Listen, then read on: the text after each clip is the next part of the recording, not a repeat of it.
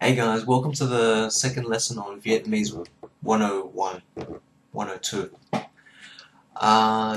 This lesson we're going to focus on I, me. I think that myself. Yeah, I think we've only got those three words in English. And you. That's about it. In Vietnamese there's probably about 8, at least. Now that's the hard part. You can't just translate a line saying, I want to go to the shops with you. You have to determine what type of I you are, what type of you that person is. Like a lot of other Asian languages, I'm pretty sure when it's got a strong Chinese influence, it will be very Confucius-based, and that means hierarchical. You've got a really strong ingrained order into their mentality and therefore their language. Children at the bottom, servants at the bottom, age at the bottom. It's very prejudiced. Okay, so let's start at the bottom. When we're young, it's very easy. All we have to say is, child. The Vietnamese speak of themselves in the third person. It sounds odd in English, but it's normal. Child is pronounced gong. Now, if you spell it in the Latin alphabet, our alphabet, it's C-O-N, it's like con. We pronounce it as con. Very strong C, very strong N. The O is a connecting word. Vietnamese pronounce it the other way around. The C's almost not there. N's almost not there. It's the O that you got to listen to. It's gong. Gong. See? Kind of give it that round, full vowel sound. Gong. Gong. That means child, baby, young person. So when you're speaking to an adult, someone who's at least a generation older than you, you call yourself gong. That's how you say I. Gong. When you're speaking to your peers within your generation, give or take a few years, you have to then specify what age each person is. Either I'm younger than you, or I'm older than you. You are older than me, or younger than me, male or female as well. And the hard part is those pronouns that you're using to describe yourself as being the older male or female, or they are the older, younger female, it's the same pronoun. That's a little tricky for first-timers. Alright, let me give you an example. I'm talking to Sally. She's 22 years old. I'm William. I'm 14 years old. Now, because I'm younger and male, she's older and she's female, I call myself M. As long as you're young, it's very easy. You just say M. Again, it's spelled E-M. You don't say M where you hear the M really strongly. You gotta hear the E. So it's M. M. M. G. She's older and she's female, so you say G. This is the part that's hard. With the word G, there's an accent mark there. You say G, which is the normal accent, but you gotta use your glottal muscle. So you say G, except use that muscle so it gets to a very low pitch. It's G. That's the hard part. Try to lower your voice, try to deepen it, figure it out. You gotta really practice to get it. So it's G. That is for older female.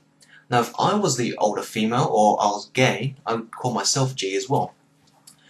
Let's say I'm female or gay, and I'm talking to someone who's younger.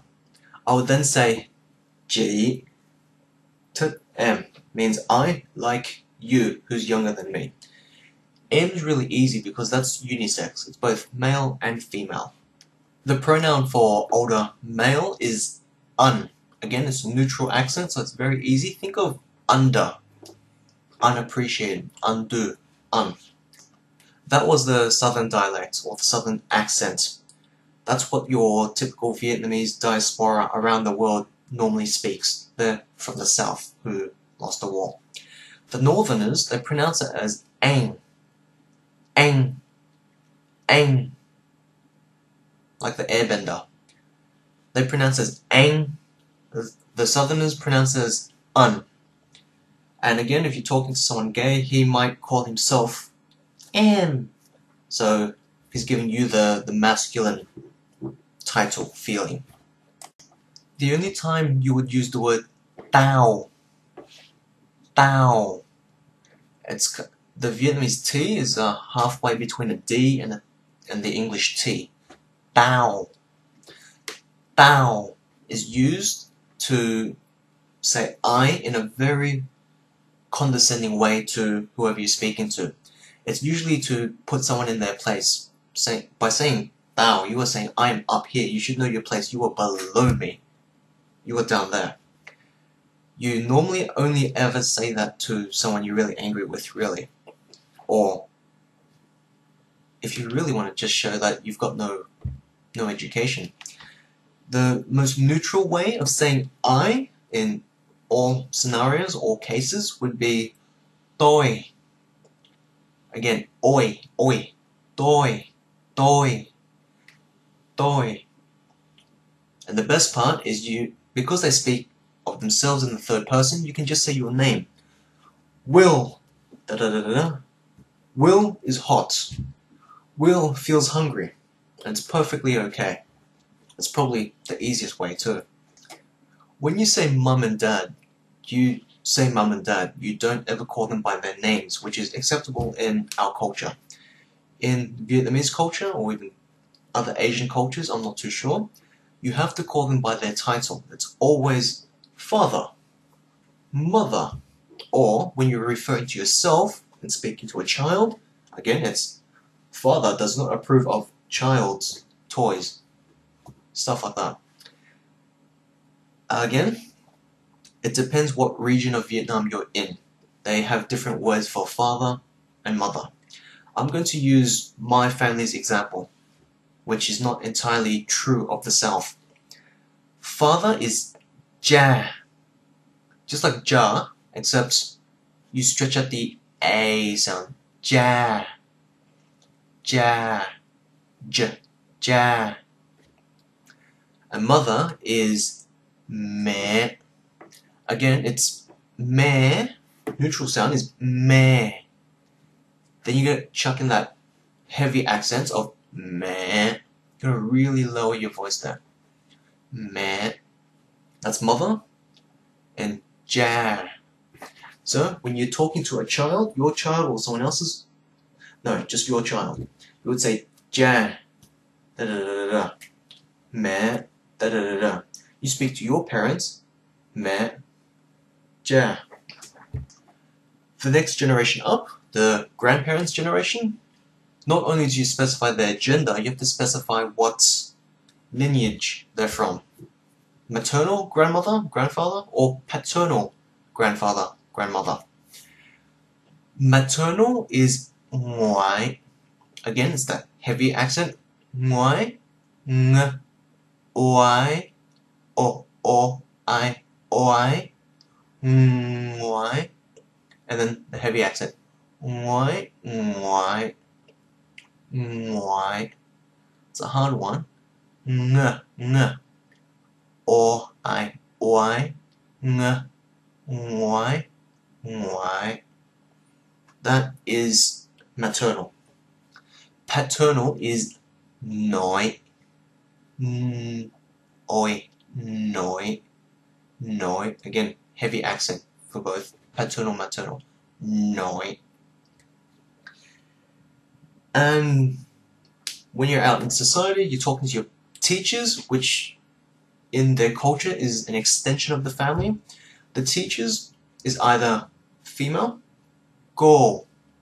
It's like go, except lower the strength of the G and increase the strength of the O. It's go, go, go.